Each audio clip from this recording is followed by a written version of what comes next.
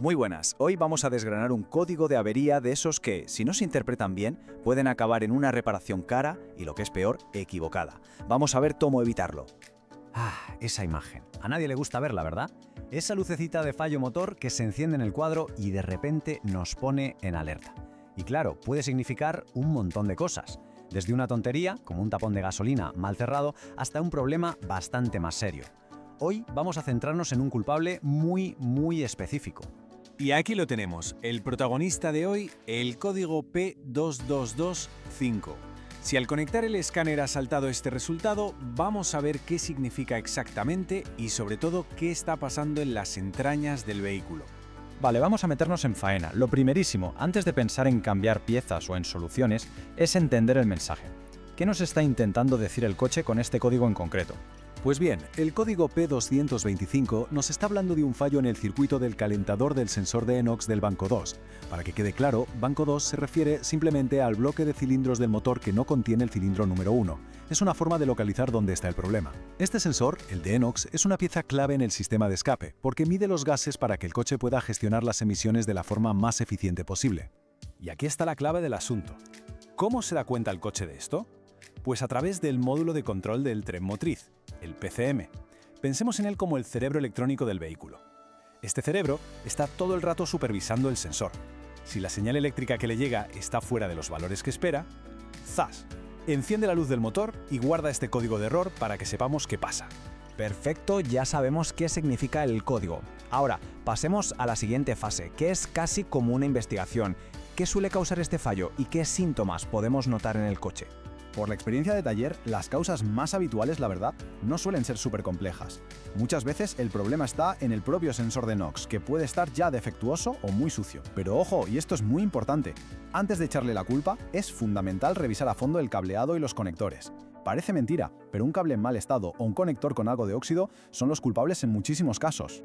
Y aquí se ve porque hay que actuar rápido. Al principio, lo único que se nota es la luz del motor encendida y a lo mejor el coche entra en modo de protección y limita la potencia. Pero si se deja pasar, las consecuencias a largo plazo son mucho más serias. Hablamos de daños carísimos en el catalizador, un rendimiento del motor cada vez peor y, claro, un aumento de las emisiones contaminantes.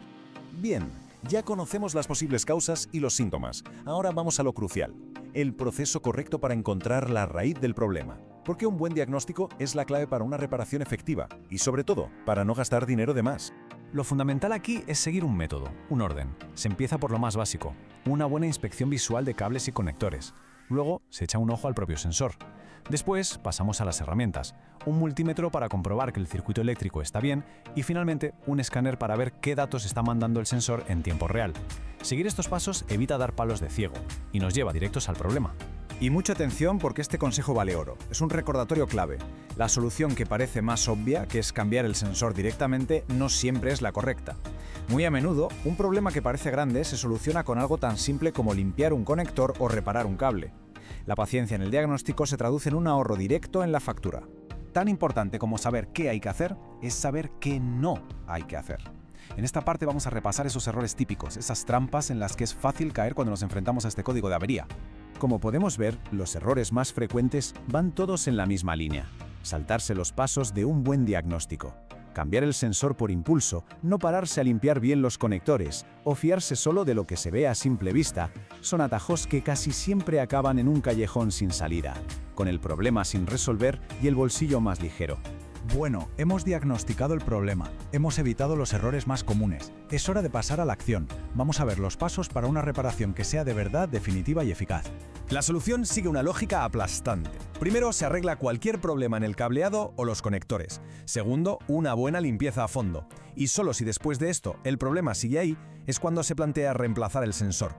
Y por último, un paso final que no hay que saltarse nunca: borrar el código de error y hacer una prueba en carretera con el escáner para confirmar que todo ha quedado perfecto.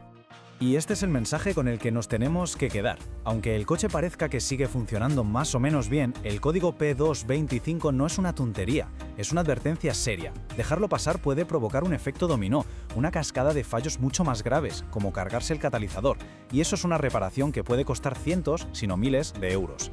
Así que cerramos con esta reflexión. El código P2225 en realidad puede ser las dos cosas. Es una advertencia temprana que, si se atiende bien, con método, puede resolverse de forma bastante sencilla.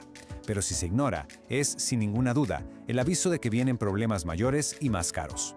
La clave, como casi siempre, está en actuar con conocimiento y, sobre todo, a tiempo.